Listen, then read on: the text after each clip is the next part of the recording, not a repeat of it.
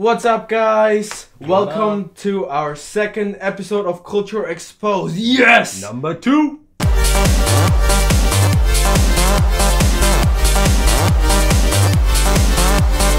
We have our guest, Mike Lucas, here. Heyo! What up? And as you can see from his shirt and his ball and stuff, that today we're talking about Portugal and their Very culture. Sexy. Very sexy right there. Mr. Ronaldo. A lot of people have different thoughts, different opinions, different images of what the country's like. It's not Brazil. Yeah, a lot of people get it confused. There's Brazil, there's Spain, and Portuguese people can get offended by that. So we're here to clarify some things and make sure that when you're in Portugal, you don't get yourself beat up. Don't want that. Yeah. So, our first question. Are mustaches a thing? How many people actually wear mustaches? Is that a fashion trend in men and women? With older men, like basically, if you're a dad, chances are you have a mustache. It's not that way for all Portuguese men. Not all of them have mustaches, but a lot of them do. But like it's mostly like older gentlemen that have the mustaches and stuff like that. Okay. And women, well, where do you think I get my facial hair from? Thanks, Mom. Typical example right here. I mean, you've got the full package Yeah. of beard and mustache and Portugal. Yeah, son. You might want to grow one before you leave. Oh yeah. Beards are always a good fashion statement. Our second question would be time management.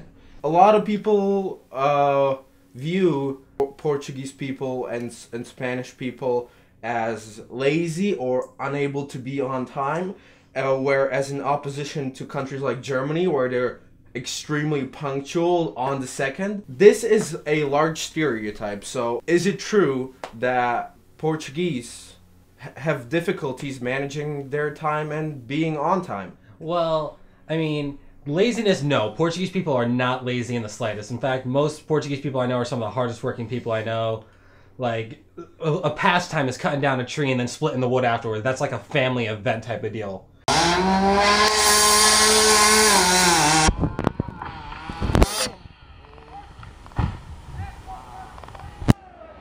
That was cool. Yeah.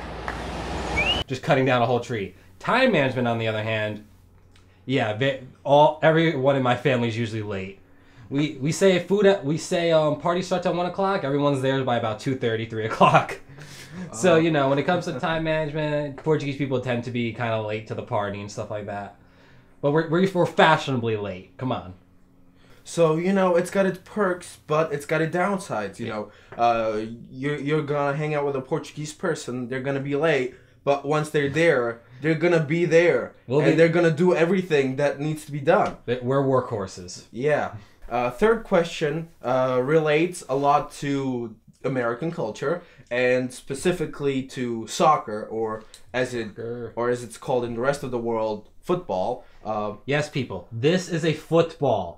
Not that little oval thing that Americans use. This is a real football. If you're offended, let me know in the comments.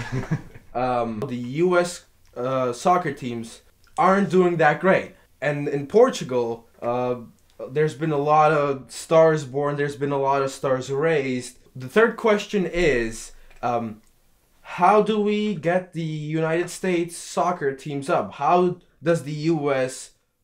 get a Ronaldo?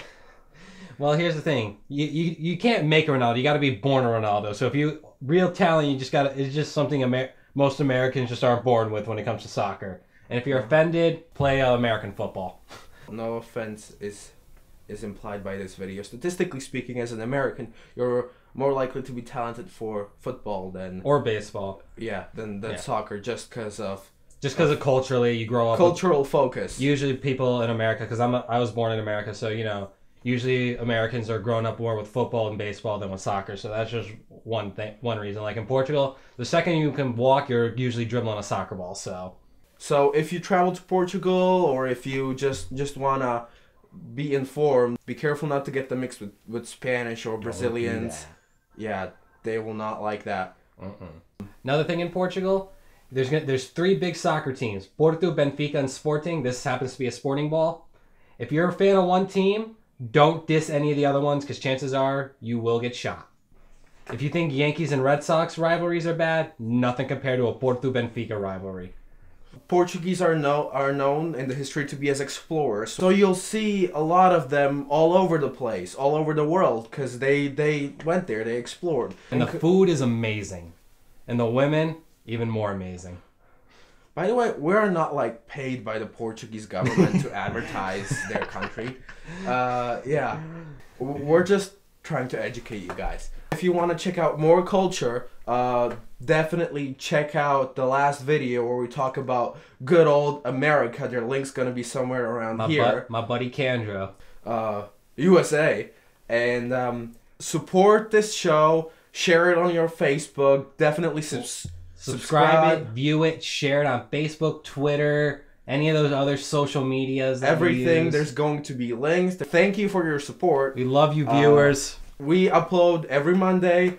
I am Christian Sokole. This is Mike Lucas. And see you next Monday. Culture Exposed. Adios.